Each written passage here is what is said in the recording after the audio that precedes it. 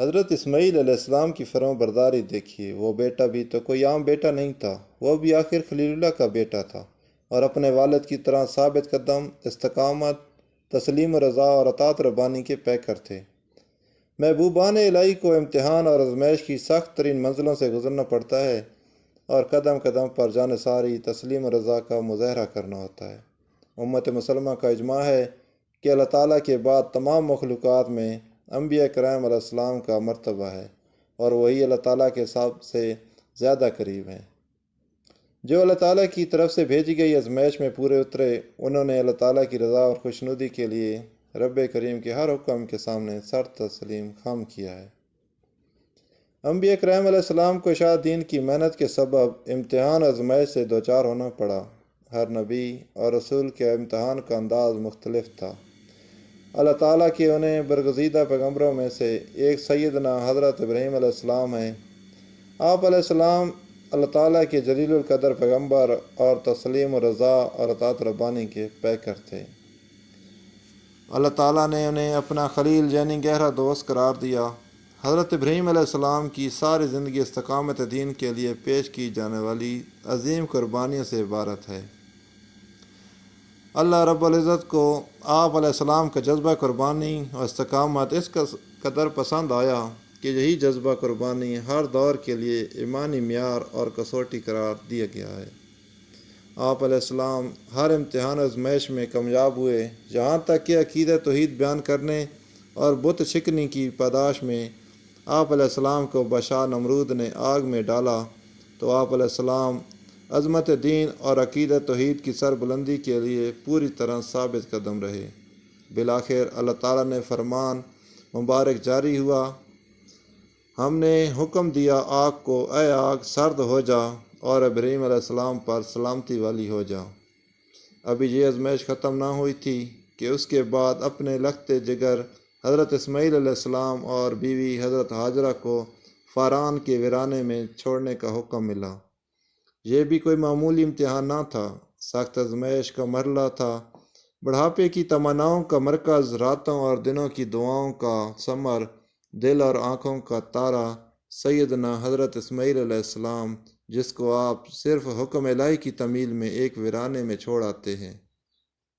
اس طرح کے پیچھے مڑ کر بھی نہیں دیکھا کہ کہیں ایسا نہ ہو کہ والد کی محبت جوش میں آ جائے اور اللہ کے حکم کی نافرمانی نہ ہو جائے۔ ان کٹھن منزلوں کو عبور کرنے کے بعد اب تیسری آزمائش کی تیاری ہے، جو پہلے دنوں امتحان سے کہیں زیادہ سخت ہے۔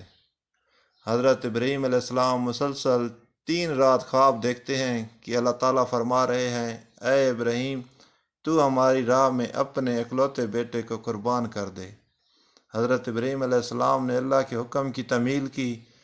چونکہ اس امتحان آزمائش میں بیٹا بھی شریک تھا، اس لیے باپ نے اطاعت شعار اور فرما بردار بیٹے کو اپنا خواب اور اللہ تعالیٰ کا حکم سنایا، اور اپنے چھوٹے سے بیٹے سے پوچھا، اے میرے بیٹے، میں نے خواب میں دیکھا ہے کہ میں تجھے ذبح کر رہا ہوں، بتا تیری کیا مرضی ہے؟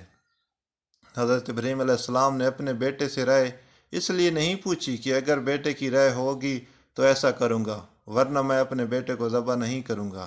نہیں، ایسا ہرگز نہیں، بلکہ حضرت ابراہیم علیہ السلام نے رائے اس لیے پوچھی تھی کہ میری نبوت کا وارث اس آزمائش میں پورا اترتا ہے یا نہیں، اور یہ بھی معلوم ہو جائے گا کہ اللہ کے حکم کے بارے میں بیٹے کا تصور کیا ہے۔ حضرت اسماعیل علیہ السلام کی فرما برداری دیکھیے، وہ بیٹا بھی تو کوئی عام بیٹا نہیں تھا، وہ بھی آخر خلیل اللہ کا بیٹا تھا، اور اپنے والد کی طرح ثابت قدم، استقامت، تسلیم رضا اور اطاعت ربانی کا پیکر تھا۔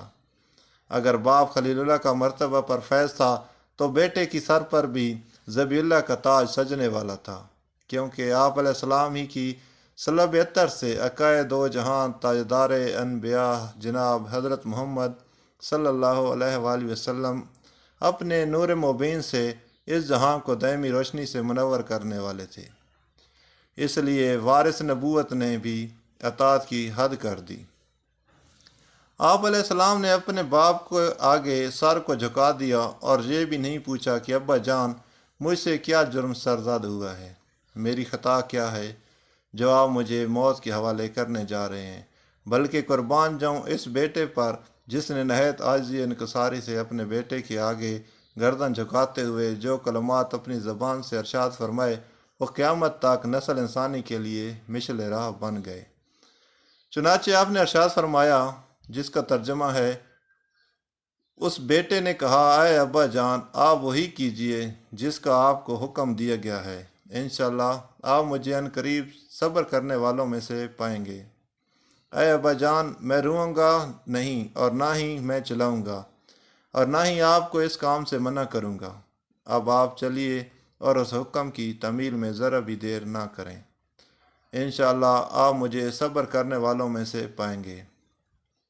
اب آگے بڑھ کر حضرت ابراہیم علیہ السلام نے اپنے بیٹے کو پیشانی کے بل لٹا دیا اور حضرت اسماعیل علیہ السلام نے اللہ تعالیٰ کے عشق میں اپنی گردن مبارک زمین پر رکھ دی اور باپ نے چھری کو چلانا شروع کیا تو آسمان و دنیا کے فرشتے پہلی دفعہ اطاعت خداوندی اور تسلیم رضا کا یہ عالی شان منظر دیکھ کر حیران رہ گئے۔ قریب تھا کہ چھری چل جاتی، لیکن اللہ کریم کی طرف سے آواز آئی، اے ابراہیم، تم نے خواب کو سچا کر دکھایا، یہ ایک بڑی آزمائش تھی، تم اس میں کامیاب ہوئے۔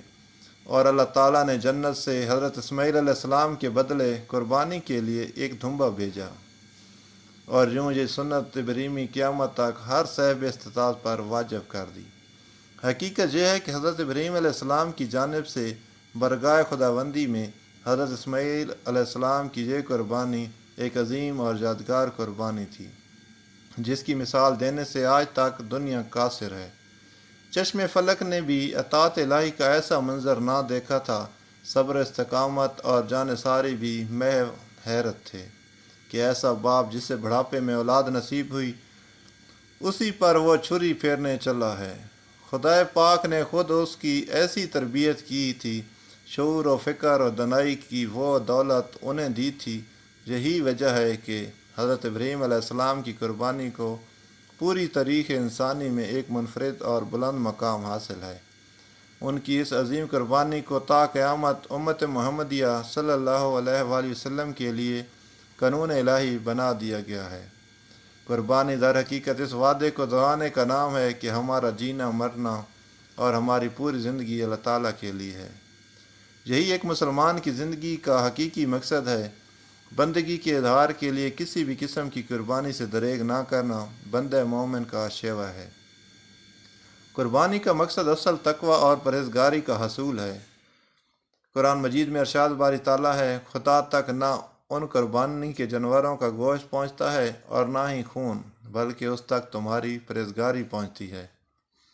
عظیم سنت ابراہیمی ہمیں اس بات کا درس دیتی ہے کہ ہم دین کی عظمت و سربلندی، اسلام کی ترویج و اشاعت، اعلاء کلمت اللہ، اسلام کی بقا اور امت مسلمہ کے اتحاد کے لیے کسی بھی قسم کی قربانی سے دریغ نہ کریں۔ بلا شبہ جذبہ قربانی کا شوق برگاہ الہی میں ہمارے تقوی کا اظہار اور قرب الہی ہے۔